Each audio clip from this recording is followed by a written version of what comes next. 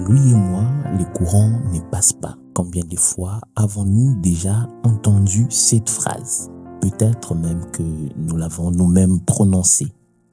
Mais derrière ces quelques mots se cachent souvent bien plus que des simples impressions. Des sentiments confus, des blessures non dites, des soupçons silencieux. Salut à toutes et à tous. Bienvenue à l'épisode 03 de votre podcast Médite-la 365. Aujourd'hui, parlons du soupçon. Les soupçons, c'est ce jugement que nous portons sur l'autre, parfois sans preuve, parfois sur la base d'un ressenti. Parfois, il s'avère vrai, parfois complètement faux, car l'esprit humain possède une faculté naturelle, l'intuition. Et il arrive que nous percevions des choses sans vouloir les expliquer.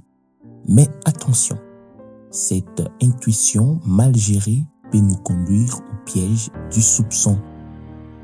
La Bible est remplie d'exemples en la matière. Abraham, par crainte et soupçon, a présenté Sarah, sa femme, comme sa sœur devant Abimelech, exposant ainsi tout un peuple au danger. Genèse 20:11. Isaac, son fils, est tombé dans le même piège. Genèse 26:6-11. Jacob, lui, soupçonnait son frère Ésaü de vouloir les tuer, ce qui a nourri une longue séparation entre eux. Genèse 33:5-11. D'où viennent ces soupçons? Les mauvaises informations, une rumeur, une apparence trompeuse, un témoignage biaisé. Ce n'est pas parce qu'une personne a été désagréable avec l'un qu'elle le sera forcément avec toi. La mauvaise foi et la peur de perdre. Quand nos intérêts personnels sont menacés, nous devenons méfiants, même sans raison. Cela arrive au travail, dans nos familles et même à l'église. La peur de la vengeance. Quand nous avons mal agi envers quelqu'un, notre conscience peut nous pousser à imaginer qu'il prépare sa revanche. Pourtant, certains pardonnent sincèrement.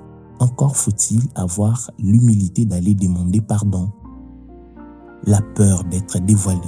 Lorsqu'on a été pris en faute, on projette sur l'autre un soupçon permanent, comme s'il voulait nous exposer. Dans ces cas, une seule attitude est juste: reconnaître sa faute et s'excuser. Les besoins de tout contrôler. Celui qui veut tout maîtriser finit souvent par soupçonner tout le monde. Et les conséquences, elles sont graves. On peut finir par combattre une personne qui n'est pas une menace et on se retrouve à nourrir des conflits inutiles. Alors, comment éviter de tomber dans ces pièges? Approchons-nous directement de la personne concernée, comme la Bible nous l'enseigne. Si ton frère a péché contre toi, va et reprends-les seul à seul. Matthieu 18:15. Demandons aussi à Dieu de purifier nos cœurs, d'ôter les fausses perceptions et de nous éclairer pour marcher dans sa sagesse et dans l'amour. Car souvenons-nous, les soupçons détruisent les relations, mais la vérité et l'amour les restaurent. Que Dieu vous bénisse. Si vous avez aimé ces messages, likez, commentez, partagez et abonnez-vous pour ne rien manquer. C'était moi, Dieu merci, Kalemu, votre frère.